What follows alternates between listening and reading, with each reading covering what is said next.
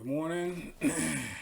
Today we're going to be talking about the situation that's going on between Russia and Ukraine, and the fact that NATO is trying to expand beyond the Ukrainian border, or up to the Ukrainian border with Russia, I might add.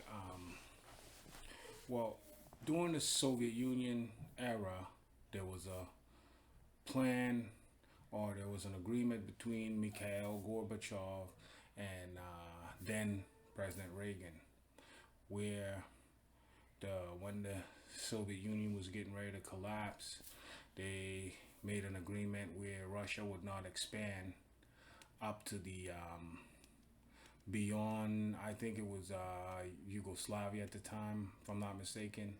Well, NATO broke that, as you can imagine.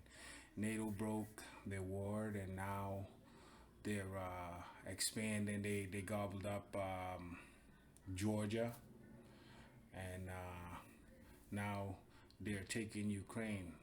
But that that's a red line for Russia. Russia can't afford for NATO to expand to Ukraine. So, and the funny thing about it is that we don't even need Ukraine. From my understanding, I think it's to contain Russia, but I think China is the country that we should worry more about containing, because if we get in a massive problem with China, Russia will assist us. That's a fact. But by antagonizing Russia, that's going to push Russia in the arms of China. It it already pushed Russia in the arms of Iran, and a little bit with China. And the funny thing is, like as I mentioned, we don't even need Ukraine. So let's see how the stalemate is going to work out. Right now, Russia is amassing troops at the Ukraine border, and people that know more about what's going on starting to believe that Russia could attack this January 2022. So let's hope that doesn't happen.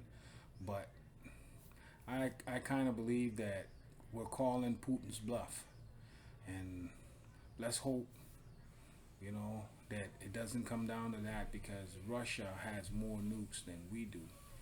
I remember when Russia, quote unquote, invaded Ukraine, took over Crimea. We didn't think he would do that either, but he did. I strongly believe that Russia will react if Ukraine joins NATO. So if I'm the U.S., I let that go. We don't need Ukraine.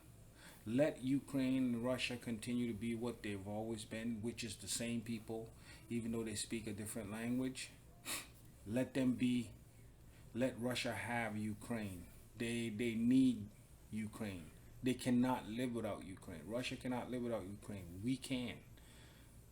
And if you ask me, going to war with Russia over Ukraine, it's not worth it. It's just too much at stake. We don't need it. Russia need it. They cannot live without Ukraine. They rely on Ukraine. They have a gas line that runs through Ukraine straight to Germany, and that transport gas to most of Europe. So Russia needs it.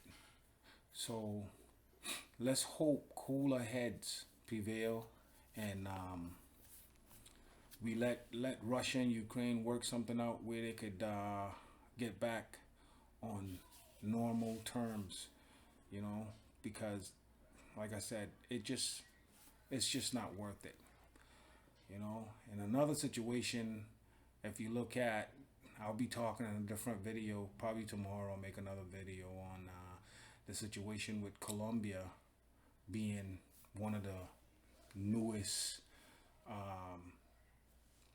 countries that's planning on joining NATO. And I'll tell you why, and what's the strategic point behind Colombia wanting to join NATO. Well, until then, I hope you guys like the video. Like I said, if you like, give me a little like, and please subscribe. Help me out. I'm trying to make these videos and kind of like put things in perspective for people that are not, you know what I mean?